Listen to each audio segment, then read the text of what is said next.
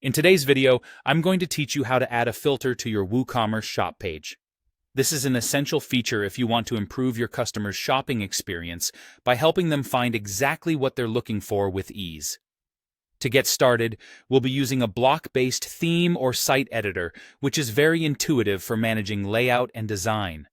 Begin by navigating to the Appearance section in your WordPress dashboard.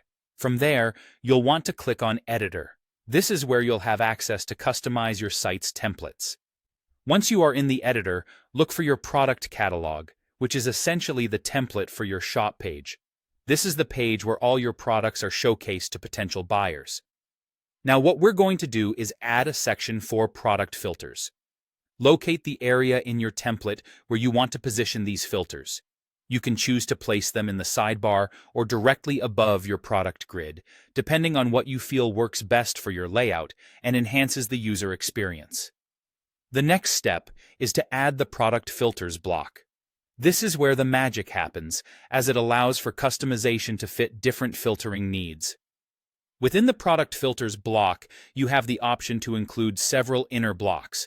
These will enable your customers to filter products by price, which is great for budget-conscious shoppers, by attribute, which could include categories like color or size, by stock, helping see what's immediately available for purchase, and by rating, allowing your customers to find top-rated products based on reviews. Additionally, you should consider adding the Active Filters block.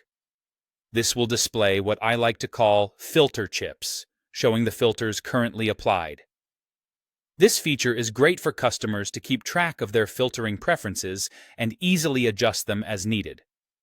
Once you've placed and set up these blocks, don't forget to save your changes. At this point, it's a good idea to preview how everything looks and functions on your shop page. Make sure those filters are effectively enhancing the customer's ability to navigate and search through your store's offerings. When you're happy with the setup, go ahead and publish your changes. This will implement the filtering feature live on your site.